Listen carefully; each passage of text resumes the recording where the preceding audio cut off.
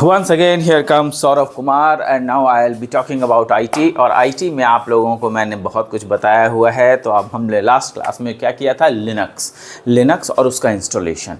मैंने एकदम बिल्कुल आपको पार्ट बाय पार्ट दिखाया है कि लिनक्स का इंस्टॉलेशन किस तरीके से कैसे हम लोग जो है करते हैं और उसका स्टेप बाय स्टेप प्रोसीजर क्या है। तो लिनक्स को इंस्टॉल करने के लिए हम लोगों ने पिछली बार हम लोगों ने देखा था। और अब ये लिनक्स का इंस्टॉलेशन के साथ साथ अब हम लोग क्या करने वाले हैं, यूनिक्स करने वाले हैं। यूनिक्स अगेन मैंने आपको बताया है कि यूनिक्स क्या है, ये भी एक ऑपरेटिंग सिस्टम है। क्या है? ऑपरेटिंग सिस्टम है। ऑपरेटिंग सिस्टम मतलब सिस्टम सॉफ्टवेयर, और सिस्टम सॉफ्टवेयर जब बोलेंगे तो बहुत सारे सॉफ्टवेयर्स का समूह। तो यहाँ पर जो हम लोग करने वाले हैं वो यूनिक्स करने वाले हैं, क्योंकि लिनक्स की तरह यूनिक्स भी एक ऐसा ऑपरेटिंग सिस्टम है जो कि ईज़िली अवेलेबल है और बहुत बढ़िया आपका लिनक्स के जैसा ही है, थोड़ा यूज़र फ्रेंडली है और कई सारे इसमें कमांड्स वगैरह जो है इसमें काफ़ी हैं। तो ये कमांड्स वगैरह जो है हम लोग इसमें करने वाले हैं, तो काफ़ी कुछ इसमें आपको इंटरेस्टिंग मिलेगा। हाँ, ये चीज़ है कि ये कंप्यूटर एक नया सब्जेक्ट है और ये नया सब्जेक्ट आपके लिए, कई सारे लोगों के लिए नया होगा। तो न्यू सब्जेक्ट को पढ़ने में थोड़ा सा टाइम लगता है, समझने में थोड़ा टाइम लगता है। तो no ways we will be able to do it, हम लोग जो है इसको कर लेंगे। और याद रखिएगा कि यहाँ से हमेशा क्वेश्चंस आते हैं, एक क्वेश्चन तो ज़रूर आपका यूनिक्स से या फिर आपका लिनक्स से रहेगा, या तो लिनक्स रहेगा या तो यूनिक्स रहेगा। तो एक क्वेश्चन यहाँ से आ सकता है। तो लेट्स स्टार्ट गाइस। यहाँ पे मैं इंट्रोडक्शन टू यूनिक्स शुरू करने वाला हूँ। यहाँ पर मैंने आपको सामने दिखा दिया है, इंट्रोडक्शन टू यूनिक्स है ये। इंट्रोडक्शन टू यूनिक्स में आखिर हम लोग करेंगे क्या, यूनिक्स है क्या, सबसे पहले ये देखेंगे। तो यूनिक्स एक मल्टीटास्किंग मल्टी यूज़र प्रोग्रामिंग है। Multitasking multi user operating system किसको कहते हैं? मल्टीटास्किंग मैंने आपको पहले भी बताया है। मल्टीटास्किंग मतलब एक ही समय में एक ऑपरेटिंग सिस्टम बहुत सारा काम कर रहा है। एग्जाम्पल, बहुत सारे काम कर रहा है का मतलब क्या है? बहुत सारे काम करने का मतलब ये है कि आप ऑपरेटिंग सिस्टम के साथ जिस वक्त आप चैटिंग कर रहे हैं, उसी वक्त आप गाने भी सुन रहे हैं, उसी वक्त फाइल ट्रांसफ़र कर रहे हैं, उसी वक्त कुछ और ऐसे काम कर रहे हैं जो कि आपके कंप्यूटर कर सकता है। मतलब आपका कंप्यूटर सक्षम है, या किसकी वजह से सक्षम है? ऑपरेटिंग सिस्टम की वजह से सक्षम है। तो इसका मतलब ये है कि कई सारे काम जब हम लोग करेंगे तो ऑब्वियसली जो आपका ऑपरेटिंग सिस्टम होगा वो आपको काफ़ी मदद करने वाला है मल्टीटास्किंग करने में। मल्टीटास्किंग का मतलब तो कई सारे काम, लेकिन मल्टी यूज़र का मतलब क्या हुआ? मल्टी यूज़र का मतलब ये है कि कई सारे काम जब हम लोग करवा सकते हैं, मल्टीटास्किंग करवा सकते हैं, तो हो सकता है कि मैंने यहाँ पे 3-4 ही काम बताए हैं, तो हो सकता है इससे भी ज़्यादा काम हो, लेकिन ये काम जितना भी काम कंप्यूटर कर पाता है, हो सकता है कि उतने यूज़र ही सफिशिएंट ना हो। मतलब ये कि एक ऑपरेटिंग सिस्टम उसी का डिफरेंट बहुत सारे कंप्यूटर पे वही ऑपरेटिंग सिस्टम डाल दिया जाए, बाकी सारे कंप्यूटर्स पे काम हो और अपडेशन हमारे पास आए। मतलब हर मशीन पर अलग अलग यूज़र बैठेंगे, है ना? तो मल्टी यूज़र हो गया। मल्टी यूज़र का मतलब ये है कि मेरे पास सर्वर है, मैं यहाँ पर बैठा हूँ, मेरे पास मेन सर्वर मैं हूँ और बाकी बहुत सारे कंप्यूटर्स हैं, उस पर काम हो रहा है। जब वो काम करेंगे तो उनका सारा डेटा मेरे पास आएगा। Example, ATM machine. एटीएम में कई जगह एक ही समय में कई जगह से कई सारे लोग पैसे निकालते हैं, they try to withdraw money, और वो सारे विड्रॉल्स जब होते हैं तो एक ही साथ अपडेशन चला जाता है ना? तो एक ही समय में जाता है, हर सेकंड में वो अपडेशंस हो रहा है, हर सेकंड हर मिनट में अपडेशंस हो रहा है। तो इसका मतलब क्या है? ये मल्टी यूज़र प्रोग्रामिंग या मल्टी यूज़र ऑपरेटिंग सिस्टम उसमें लगा है। वैसा ही हमारा फेसबुक पे कई सारे काम हम लोग करते हैं, पूरे वर्ल्ड से फेसबुक में हर जगह से काम हो रहा है, लेकिन उसका अपडेशन उसके सर्वर पे हो रहा है। फेसबुक का अपना सर्वर है। तो ये आपका मल्टी यूज़र जिसको बोलेंगे मल्टी यूज़र ऑपरेटिंग सिस्टम बोलते हैं। तो मल्टीटास्किंग और मल्टी यूज़र दोनों मैंने आपको बता दिया। तो मल्टीटास्किंग और मल्टी यूज़र ऑपरेटिंग सिस्टम का बहुत मायने है। यहाँ पर देखिए सामने में कि क्या लिखा हुआ है। यहाँ पर आपको सामने में लिखा हुआ है Unix is a multitasking multi user operating system. Multitasking multi user operating system कहने का मतलब क्या है कि आपका कई सारा मल्टी यूज़र एक ही साथ, मतलब मल्टी यूज़र मतलब बहुत सारे लोग एक ही साथ काम करने में सक्षम हो एक ही ऑपरेटिंग सिस्टम पर। और मल्टी टास्किंग किसको कहते हैं? मल्टी टास्किंग उसे कहते हैं जहाँ पर कि यूज़र जो है वो कई सारे काम एक ही ऑपरेटिंग सिस्टम से करवा रहा है। मतलब दोनों ही चीज़ें यहाँ पर फिजिबल हैं और काफ़ी अच्छे तरीके से ये हो पाता है ना। तो ये चीज़ें पॉसिबल है। आई होप कि सब लोगों को सही से विजिबल हो रहा होगा। अब देखिएगा कि यहाँ पर जो कहा जाता है कि मल्टीटास्किंग, हमेशा जब मल्टीटास्किंग की बात होती है, अब जब मल्टीटास्किंग की बात हमेशा होती है तो हम लोग इसको इस तरीके से देखते हैं कि कई सारे काम जो है एक ही साथ हो पाएंगे। अब यहाँ पर एक चीज़ और भी है कि अगर मान लिया मल्टीटास्किंग है और मल्टी यूज़र दोनों भी है तो क्या हमारा कंप्यूटर सही से काम करने में जब सक्षम है तो फिर क्या हमें जो है अलग से और भी ऑपरेटिंग कोई सिस्टम चाहिए होगा? नहीं, कोई और ऑपरेटिंग सिस्टम की ज़रूरत हमें नहीं है। ऑपरेटिंग सिस्टम की अगर हमें ज़रूरत पड़ेगी तो हम लोग क्या करेंगे कि हमें यही यूनिक्स ही सभी जगह इंस्टॉल करना पड़ेगा। अब आगे देखिएगा तो this means that on any given computer it appears as if many things are happening at once। कहने का मतलब एक ही समय में कई सारे काम जो है हुए जा रहे हैं। तो कई सारे काम जब हुए जा रहे हैं, कई सारे काम को जब हम लोग करते हैं तो उसको हम लोग जो है आप क्या कहते हैं? मल्टीटास्किंग, है ना, उसको मल्टीटास्किंग कहते हैं।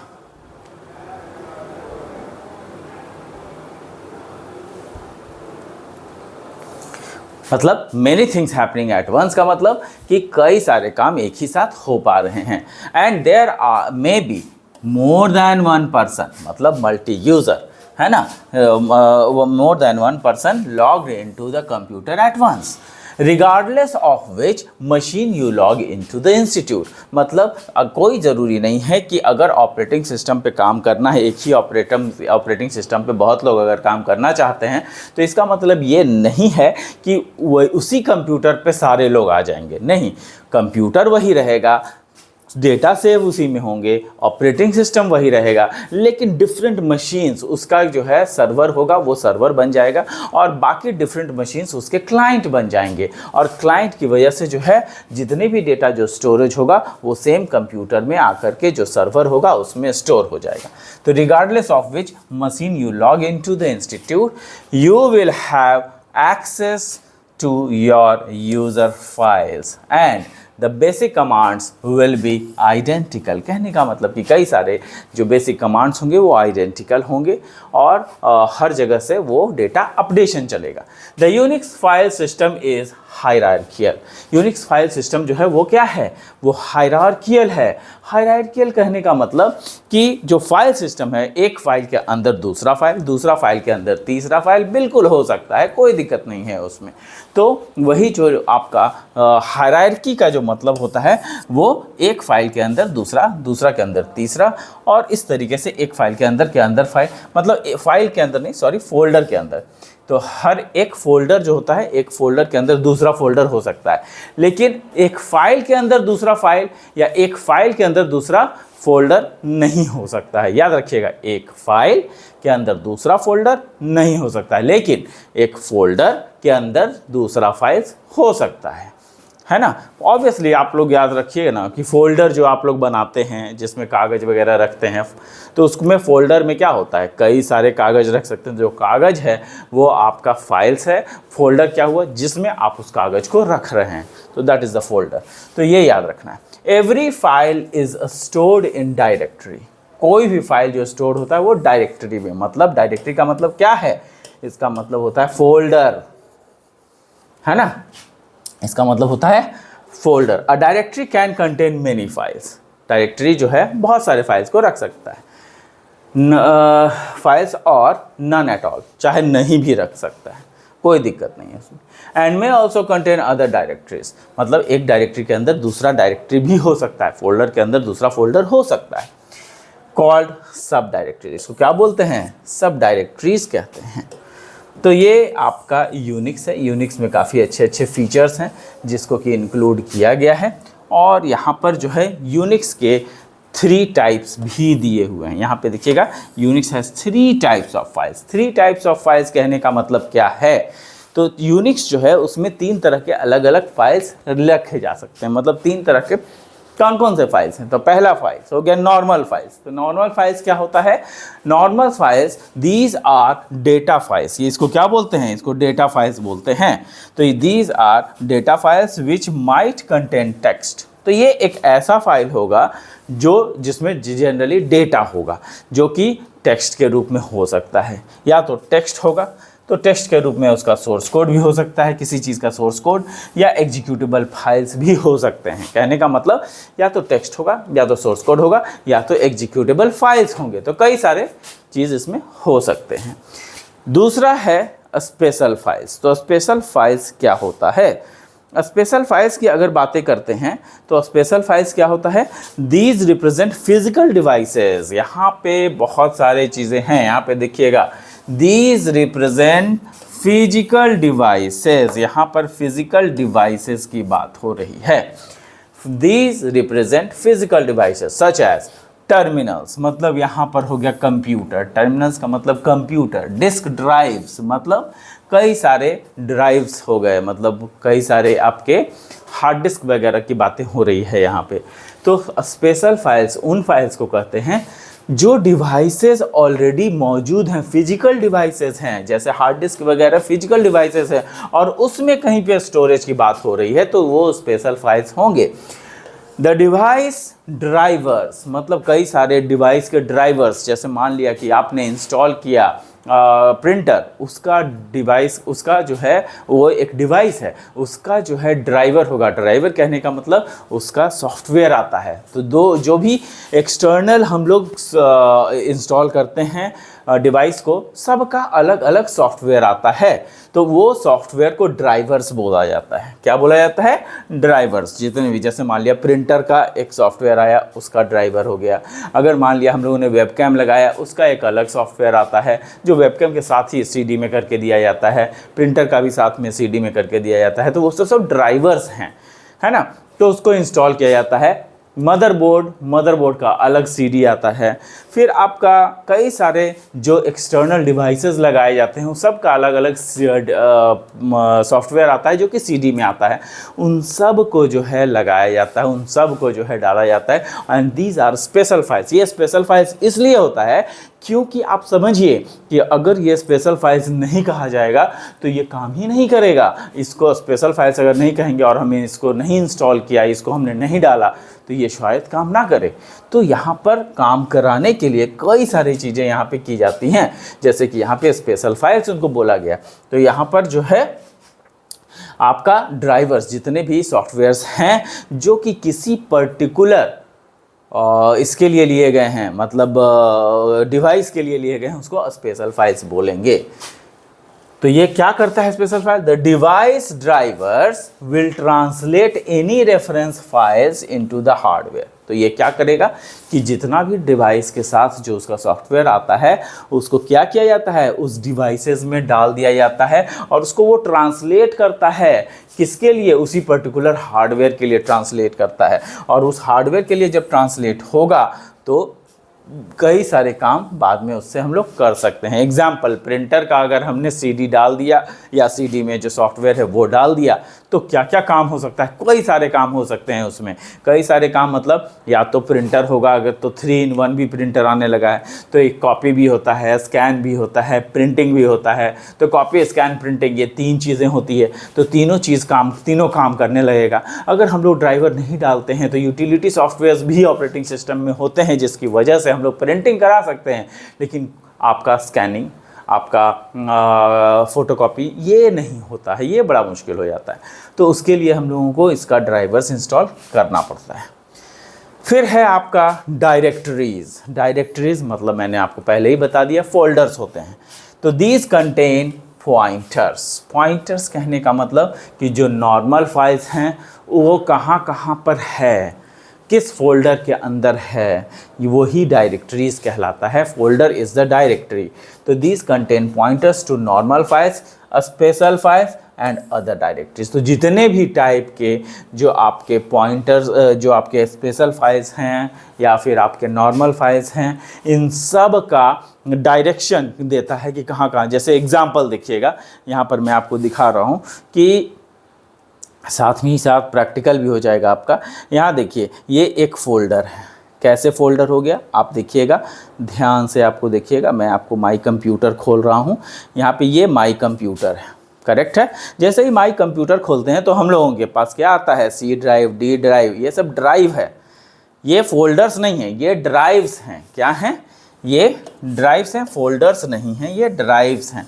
तो अब इस फोल्डर, इस ड्राइव्स में क्या होगा, जब ये ड्राइव डी है, इसके अंदर या फिर इम्पॉर्टेंट डॉक्यूमेंट्स है, इसके अंदर कई सारे फाइल्स होंगे। तो यहाँ पर जो है इम्पॉर्टेंट डॉक्यूमेंट्स खोला। तो अब जितना पीला कलर का देख रहे हैं, जो ये सब है, ये सब क्या है, ये सब फोल्डर है। लेकिन उसी में देखिएगा कि नीचे जो बना हुआ है, ये सब फाइल्स है। फाइल्स के अंदर कोई भी फोल्डर नहीं हो सकता, इसके अंदर में कोई भी फोल्डर नहीं हो सकता। लेकिन किसी एक फोल्डर में, ये जो फोल्डर है, इसमें कई सारे और फोल्डर भी हो सकते हैं। एग्जाम्पल, हमने स्टडी वाला फाइल खोला, ये वाला फोल्डर है, स्टडी वाला फोल्डर खोला। जैसे ही फोल्डर खोला तो इसमें second same, third same, fourth same, six semester, ये सब इसके फोल्डर्स हैं। फोल्डर के अंदर फोल्डर हम आ गए, मतलब डायरेक्टरी के अंदर डायरेक्टरीज हो गया, है ना। अब इस डायरेक्टरीज में देखेंगे तो कई सारे फोल्डर्स हैं। उसमें देखिए, यहाँ पर मैं दिखा रहा हूँ आपको, यहाँ पे PhD papers, BIT PhD papers, इसको खोलूँगा तो इसके अंदर फिर से आपका फोल्डर्स हैं। फिर अब इसमें आइए तो पेपर 1, तो इसके अंदर देखिएगा कि कई सारे पेपर्स हैं, मतलब ये आपका फाइल्स है। अगर इसको खोलेंगे तो उसके बाद कोई फोल्डर इसमें नहीं आएगा, है ना। जैसे इसको मैंने खोल दिया, तो अब जब ये खोलेंगे तो इसमें कोई भी फोल्डर आपको नहीं दिखेगा। ये देखिए, ये नया फाइल खुल गया। ये फाइल के अंदर कुछ नहीं होगा। तो this is just an example. ये आपको मैंने एग्जाम्पल के तौर पे बताया है। इसको आप लोग जो है समझने के लिए है आपके, है ना। अब यहाँ पे देखिएगा,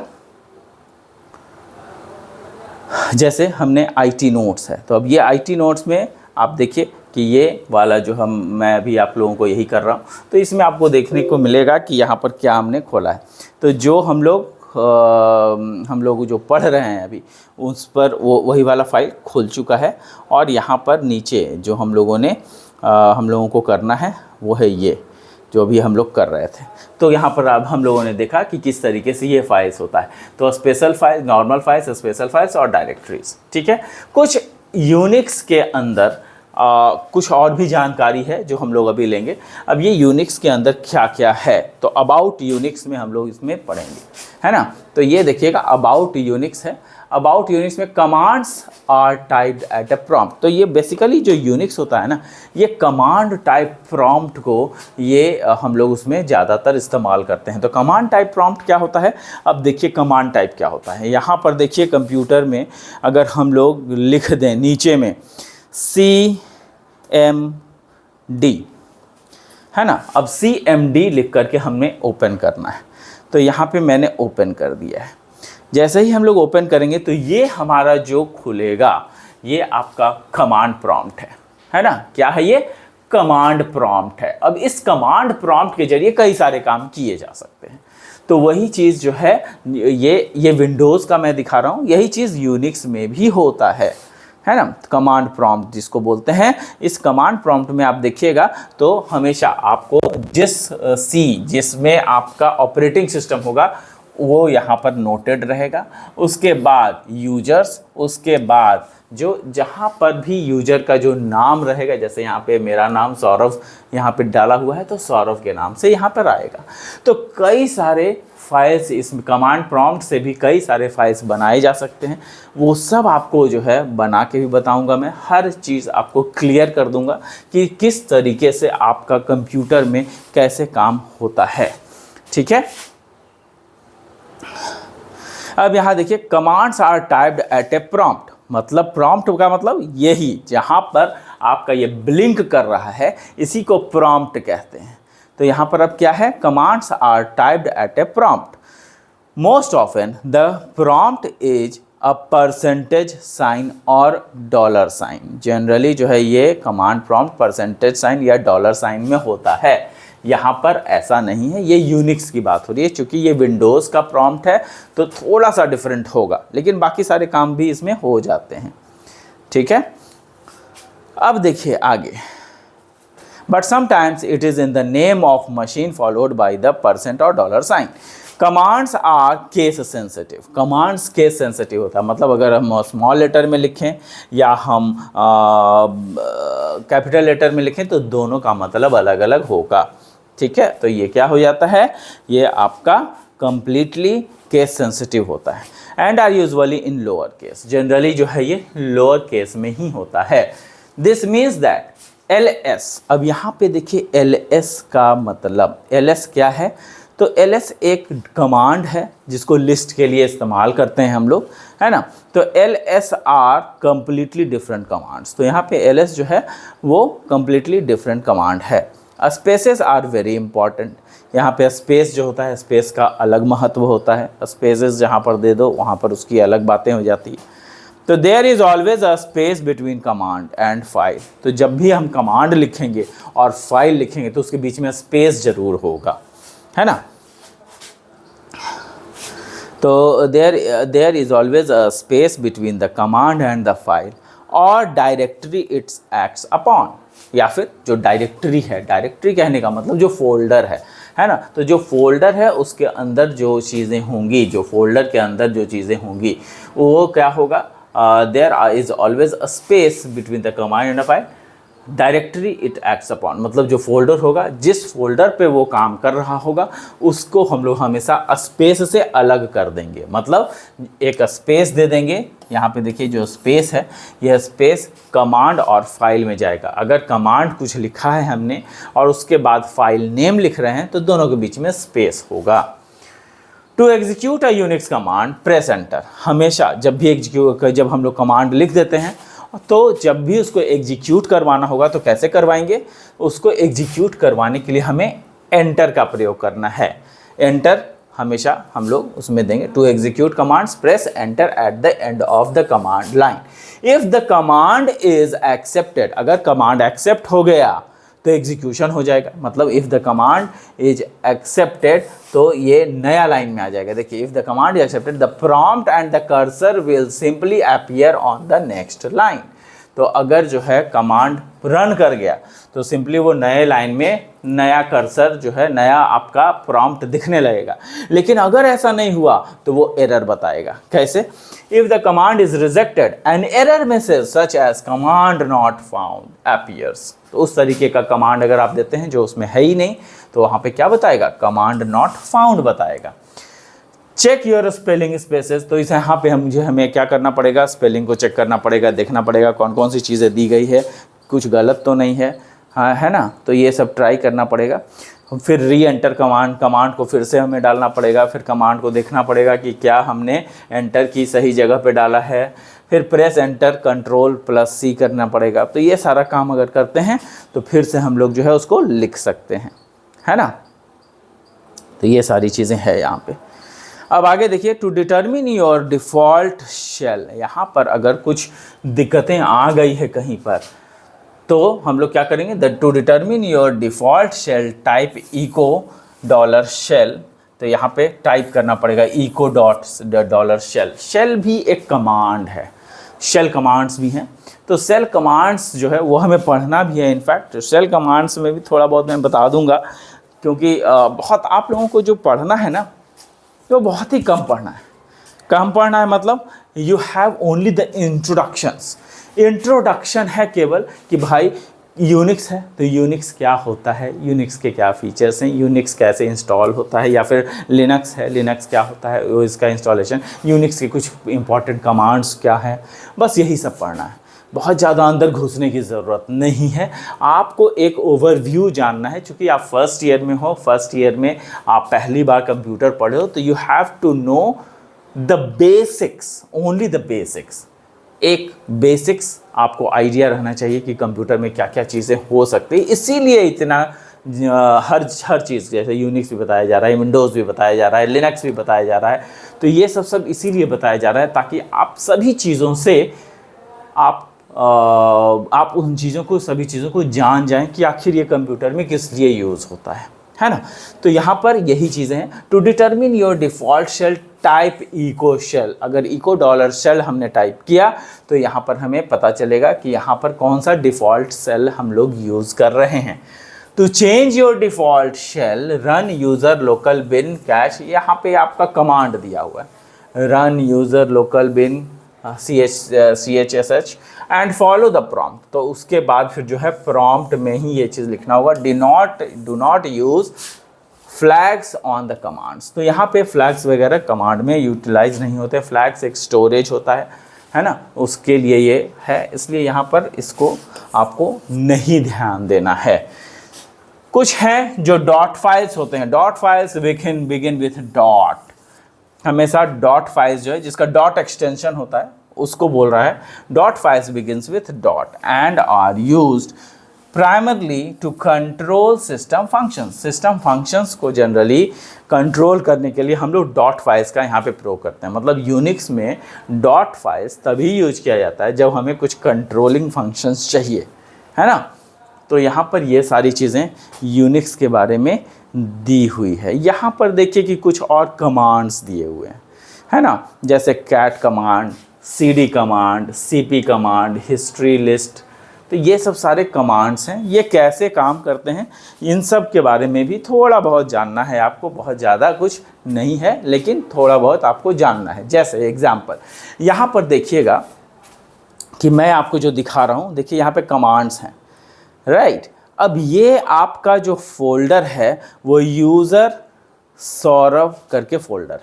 अगर मैं ये जानना चाहूँ कि इस पर्टिकुलर सौरभ फोल्डर में कौन कौन से डायरेक्टरीज़ हैं, तो हम क्या करेंगे, dir लिखेंगे, है ना, और dir करके एंटर की देंगे। एंटर की करने के साथ ही बहुत सारा आपका फाइल्स इसमें आ गया, है ना, फोल्डर्स आ गया। तो अब यहाँ पर देखिएगा कि एक फ़ोल्डर बना हुआ है। क्या बना हुआ है, मैंने पहले ही से बना के रखा है आप लोगों के लिए।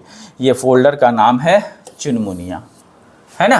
अब इस टाइप का जो है फ़ोल्डर्स आप मेरा बना हुआ है। तो अगर मैं इसमें जाना चाहूँ तो कैसे जा सकता हूँ, तो चेंज डायरेक्टरी cd से जाऊँगा। जो आप देखिए पीछे में, यहाँ पर मैं आपको इसको थोड़ा छोटा कर देता हूँ। साइड बाय साइड सब सारी चीज़ें आप देखते भी चले जाएंगे और आपकी प्रैक्टिकल भी होती चली जाएगी। देखिए यहाँ पर क्या है, यहाँ पे देखिए cd है ना, चेंज डायरेक्टरी है यहाँ पे।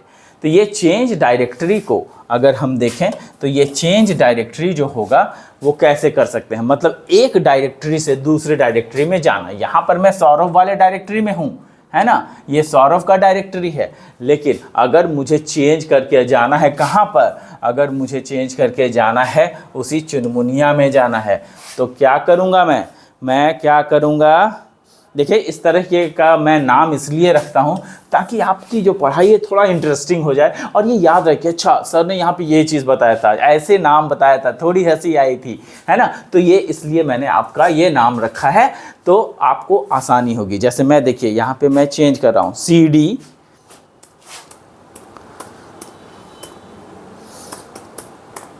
cd चुनमुनिया, है ना, यहाँ पे मैंने लिखा है। अब देखिए जैसे ही cd चुनमुनिया मैंने लिखा तो क्या हुआ, यहाँ पर देखिएगा कि चुनमुनिया नाम के फ़ोल्डर में मैं चला आया। पहले यहाँ सौरभ के फ़ोल्डर में था मैं, है ना, तभी मैंने यहाँ पे cd चुनमुनिया लिखा था। जैसे ही मैंने चुनमुनिया केवल यहाँ पे चुनमुनिया लिख करके एंटर किया तो जो आपका फ़ोल्डर नेम था चुनमुनिया उसमें मैं एंटर कर गया। मतलब अभी मेरा काम जो होगा वो इस फोल्डर में होगा, चुनमुनिया में, मतलब ये जो फोल्डर था सौरभ, पहले यूजर फोल्डर था, उसके अंदर सौरभ फोल्डर है, अब उसके अंदर चुनमुनिया फोल्डर है। कहने का मतलब ये है कि ये एक हायरार्की है। मैंने अभी बताया था आपको कि एक फोल्डर के अंदर दूसरा फोल्डर, दूसरा फोल्डर के अंदर तीसरा फोल्डर, ऐसी डायरेक्टरीज होती है। ये पहला डायरेक्टरी, दूसरा डायरेक्टरी, फिर तीसरा डायरेक्टरी, है ना। तो ये तीसरा डायरेक्टरी में मैं एंटर कर गया। आई होप कि आपको मैं समझा पा रहा हूँ। अगर मुझे पहले फिर से जाना है, नहीं आप चाहते हैं कि नहीं मुझे जो है सौरभ वाले ही फोल्डर में रहना है, तो क्या करना होगा, CD डबल डॉट एंटर की। देखिए फिर से मैं पहले वाले में आ गया, CD डबल डॉट, है ना। तो ये क्या हुआ, चेंज डायरेक्टरी करके उस चुनमुनिया के जो फोल्डर थे उससे बाहर आ गया मैं, है ना। तो अगर फिर से मुझे जाना है तो देखिए फिर से मैं कर रहा हूँ CD, फिर कोई और नाम भी हम लोग देख सकते हैं, कोई और मान लिया कि कोई और फोल्डर हो, जैसे यहाँ पे देखिए सौरभ के अंदर एक और सौरभ का फोल्डर बना हुआ है ना। तो उसमें भी हम लोग जा सकते हैं, यहाँ पर डेस्कटॉप में जा सकते हैं, डाउनलोड्स में जा सकते हैं। तो सपोज कीजिए कि सौरभ के अंदर एक और सौरभ के अंदर जाना है, SAURAV लिखा हुआ है, तो यहाँ पे मैंने क्या लिखा, CD सौरभ, एंटर की दबा दिया मैंने। अब जैसे एंटर की दबाया तो देखिए यूजर के अंदर सौरभ, फिर सौरभ के अंदर सौरभ, ये फोल्डर ऑलरेडी चूंकि ये बना हुआ है तो यहाँ पर मैं एक से दूसरे में मूव कर गया, है ना। अगर ये नहीं बना हुआ होता तब क्या होता, तब मुझे एक बनाना पड़ता। कैसे बनाते, तो इसके लिए MKDIR है ना,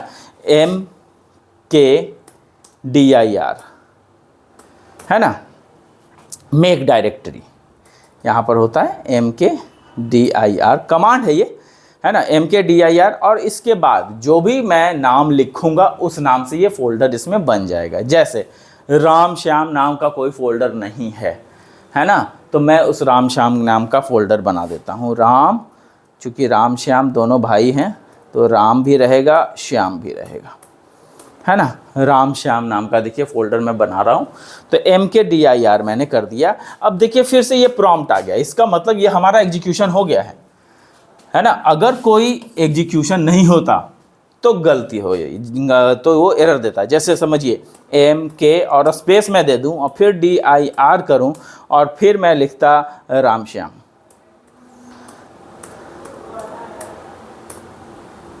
तो ये आप गलत लिख रहे हो। MKDIR के बीच में स्पेस नहीं होगा, तो देखिए आपको एरर दे दिया उसने, MK is not recognised as internal external commands.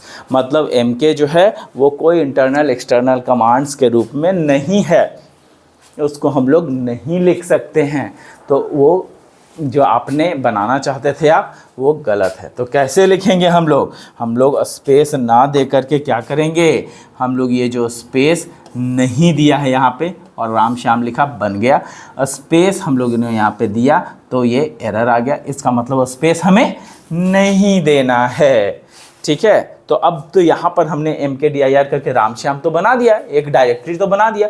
Let's see कि क्या इस सौरभ के अंदर जो सौरभ बना उसके अंदर डायरेक्टरी राम श्याम बना कि नहीं बना। कैसे चेक करेंगे, यहाँ पे DIR डाल देंगे। DIR डालने के बाद देखेंगे तो उसमें देखिए कई सारा फाइल्स है, जिसमें कि एक डायरेक्टरी जो है ये सब बना हुआ है और उसमें राम श्याम का फोल्डर भी बना हुआ है। देखिए आपको दिख रहा होगा, है ना। यहाँ पे देखिए एक डायरेक्टरी है। अब ये कब बना है वो भी बताया जा रहा है। आज का जो डेट है 26 का डेट है, 8 तारीख का डेट है, 26 का डेट है, 8वां महीना है और 8:05 में मैं ये क्लास ले रहा हूँ। उसी वक्त जो है ये आपका डायरेक्टरी बनाया गया है, राम श्याम का डायरेक्टरी बनाया गया है, यहाँ पे आपको दिख रहा है, ठीक है। अब जब ये बन गया है तो मैं उसमें चेंज भी कर सकता हूँ। CD, देखिए स्पेस दिया मैंने, राम श्याम। अब CD राम श्याम जैसे ही करूँगा तो मैं राम श्याम के अंदर चला गया, मतलब यूजर्स में था पहले मैं, फिर उसके बाद सौरभ में आया, फिर सौरभ के अंदर सौरभ में आया, फिर सौरभ के अंदर राम श्याम में आ गया। मतलब एक डायरेक्टरी के अंदर दूसरा, दूसरा के अंदर तीसरा, तीसरा के अंदर चौथा डायरेक्टरी। ये हम विजुअलाइज भी कर सकते हैं। कैसे कर सकते हैं, सो देखिए यहाँ पर देखिएगा कि मैंने मैं यहाँ पे सी के अंदर, यूजर के अंदर, सौरभ के अंदर, सौरभ पे काम कर रहा हूँ, राइट। तो यहाँ पे मैं आपको दिखाना चाहता हूँ, ये देखिए मैंने सी ड्राइव खोला।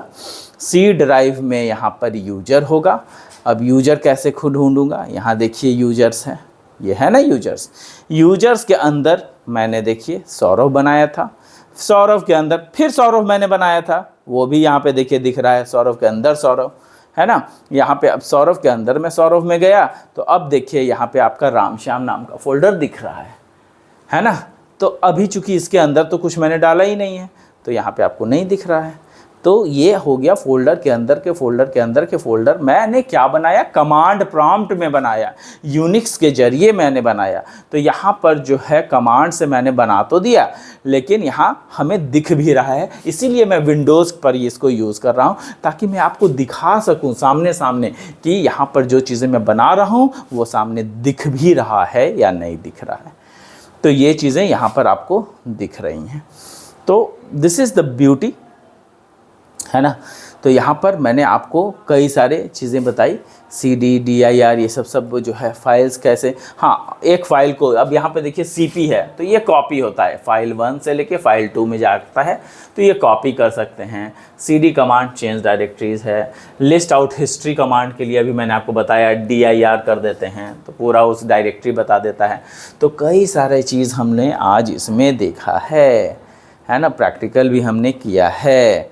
तो इसको जो है हम लोग ध्यान से बार बार वीडियोस देखेंगे तभी हमें याद रहेगा कि क्या है या क्या नहीं है, ठीक है। आगे देखिएगा तो और भी कई सारे फाइल्स हैं। देखिए मैंने यहाँ पे mkdir किया था, एक डायरेक्टरी मूव है, फाइल 1 से फाइल 2 में मूव करना है ना। ls है जो लिस्ट के लिए ls बोला जाता है। अगर लिस्ट देखना है तो वो ls के लिए, जैसे मैंने अभी आपको dir करके दिखाया था तो वो लिस्ट ऑफ फोल्डर्स हमें पता चल गया था। तो ये सारे कमांड्स हैं, इसको एक बार पढ़ लेना है कि ls किस लिए यूज होता है। lsf list the difference between files and directories. तो ये ls जो है lsf अगर लिखा गया तो ये क्या करेगा, फाइल्स और डायरेक्टरीज के बीच में जो डिफरेंसेस है वो यहाँ पे आपको देखने को मिलेगा lsf में, है ना। तो यहाँ पे आपका lsf जो है वो क्या है, list the differences between files directories. Directories have a slash, तो जब भी डायरेक्टरीज होगा तो उसमें क्या होगा, स्लैश होगा। ls यहाँ पे देखिए lsl है। LSL कहने का मतलब list files with status details information, मतलब कि कोई वैसे फाइल्स जिसका कोई स्टेटस हो, जिसका कोई डिटेल मौजूद है तो वो LSL करके हम लोग देख सकते हैं। LS क्या है, LS यहाँ पे देखिए LSLT क्या है, list file information long format. अगर लॉन्ग फॉर्मेट में कोई फाइल है तो LSLT करके देखेंगे, जो कि आपका लॉन्ग टाइम के जरिए, ये जो आपका LT है वो long format shorted by time होता है ना। तो यहाँ पे information long format shorted by time लिखा हुआ है। विच न्यूएस्ट फाइल्स न्यूली चेंज, तो यहाँ पे जो भी चीज़ आएगा वो चीज़ से जो है हम लोग फाइंड आउट कर सकते हैं कि डिफरेंसेस क्या है। वैसे ही LSA है, list all the files in A directory including dot files. तो LSA जो है डॉट फाइल्स जितने होंगे वो शो कर देगा। FSLQ लिस्ट करेगा AFS कोटा वाला फाइल्स। मतलब कई सारे ऐसे कमांड्स हैं, तो इसमें आपको ज़्यादा याद नहीं रखना है। शुरू के तीन जो पॉइंट्स हैं LSF, LSLT और LSL, ये तीन चीज़ हैं, LSF, LSL, LSLT। ये तीन फाइल्स आप याद रखेंगे। बहुत ज़्यादा हुआ तो LSA भी याद रख सकते हैं, 4, है ना। उसके बाद मेक डायरेक्टरी अभी मैंने आपको करके दिखाया है। MV मूव फाइल, एक फ़ाइल बना करके दूसरे फाइल में उसको अगर मूव कराना है तो वो काम इसमें किया जा सकता है। PWD print the path name, तो पाथ नेम अगर चाहिए कि कहाँ पर कौन सी चीज़ लोकेशन है तो लोकेटेड है वो हो जाता है। RM, अब देखिए यहाँ पे जो है RM वर्ड का यूज़ किया गया है। RM तो रिमूव और डिलीट फाइल्स होता है, जैसे कि यहाँ पर मैं अभी करने वाला हूँ। कमांड यहाँ पर आ गया, और अब मुझे फिर क्या करना है कि मैं सौरभ में मैं इसको डिलीट करना चाहता हूँ, रामश्याम को डिलीट करना चाहता हूँ। कैसे करूँगा? तो रामश्याम को डिलीट करने के लिए मुझे सबसे पहले इस सौरभ में जाना पड़ेगा, क्योंकि रामश्याम के अंदर रख करके रामश्याम को डिलीट नहीं किया जा सकता। तो मैं क्या करूँगा? सौरभ के अंदर आ जाऊँगा। सौरभ के अंदर आने के लिए सबसे पहले मैं क्या करूँगा कि CD है ना, CD डबल डॉट मैंने बताया था, तो CD डबल डॉट कर दिया। तो अब मैं सौरभ के अंदर सौरभ फाइल में आ गया। अब मुझे रिमूव करना है, मतलब हटाना है। यहाँ पर जो ये कमांड है इसको मैं पूरा कर रहा हूँ। देखिए RM कमांड है, रिमूव और डिलीट फाइल्स कहता है। तो रिमूव और डिलीट फाइल्स में कैसे करूँगा? तो यहाँ पे मैं लिखूँगा RM, है ना, RM, और उसके बाद करूँगा मैं रामश्याम को डिलीट, है ना, RAMSHYAM। अब रिमूव रामश्याम कर रहा हूँ। अब देखिए RM इज़ नॉट, अच्छा RM जो है यहाँ पे दिक्कत कर रहा है, RM रिकॉग्नाइज नहीं यहाँ कर रहा है। ओके ठीक है, तो यहाँ पर जो है डिलीट का इस्तेमाल करते हैं। देखिए डिलीट RAMSHYAM। देखिए अब यहाँ पर ये पूछ रहा है। अब डिलीट का मैंने जब दबाया, क्योंकि यहाँ पर रिमूव नहीं ले रहा है, क्योंकि ये विंडोज़ के अंदर काम कर रहा है ना, तो ये विंडोज़ के अंदर कुछ अलग फंक्शंस हैं, लेकिन इसी तरीके का फंक्शंस है जो कि आपका यूनिक्स में भी है। तो यूनिक्स वाला जो फंक्शन है वो यहाँ पे देखिए, यहाँ पे मैंने डिलीट लिखा है। तो जो मैंने डिलीट लिखा है, देखिए डिलीट रामश्याम लिखा है ना, तो यहाँ पे जो है यूज़र्स सौरभ के अंदर जो है रामश्याम। आर यू श्योर, ये पूछ रहा है, क्या आपको श्योर है कि आप रामश्याम को डिलीट करना चाहते हैं? तो अब मैं लिखूँगा वाई, यस। अब उसके बाद एंटर की, जैसे ही एंटर की मैंने दबाया तो आपका क्या आ गया? यूजर के अंदर सौरभ आ गया। इसका मतलब कि अब वो डिलीट हो चुका है। अब फिर उसको कैसे चेक करेंगे? dir कमांड से चेक कर लेंगे। dir कमांड डाला, आपका जो रामश्याम था वो आपका जो यहाँ पे बना हुआ था डायरेक्टरीज, अब वो कह रहा है कि 8.5 में ये जो डायरेक्टरीज है वो अब नहीं है। कैसे चेक होगा? अब आप देखिएगा कि कैसे चेक होगा। यहाँ पे हम लोग आ जाते हैं, है ना, यहाँ पे देखिए। अब यहाँ पर दिस पीसी में आने के बाद हम लोग कहाँ गए थे? हम लोग गए थे यूजर्स में, है ना। तो C ड्राइव में जाएंगे, फिर यूजर्स में जाएंगे, यूजर्स के अंदर सौरभ में जाएंगे, फिर से सौरभ आ गया। अब यहाँ पे रामश्याम है, इसको हमें डिलीट करना था। ये डिलीट, एक मिनट,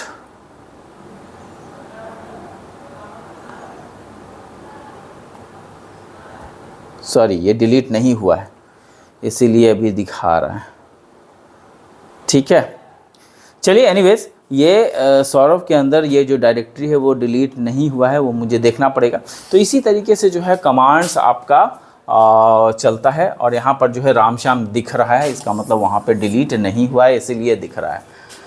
ठीक है, तो ये सारा चीज़ हम लोग कर सकते हैं। फाइनली इसको मैं देख लूँगा कि किस तरीके से ये काम करेगा। ये आपका किस तरीके से जो काम करता है, कैसे कमांड आपको समझ में आ गया होगा कि किस तरीके से कमांड प्रॉम्प्ट्स होते हैं, है ना। और ये कमांड प्रॉम्प्ट्स किस तरीके से काम करते हैं वो चीज़ें यहाँ पे देखने को मिल गई होंगी। तो यहाँ पर वही चीज़ मैं आपको दिखाना चाहता था। हालांकि मैं एक बार और कोशिश करूँगा इसको। अगर मैं RMDIR करता हूँ और यहाँ पर मैं करता हूँ रामश्याम सौरभ,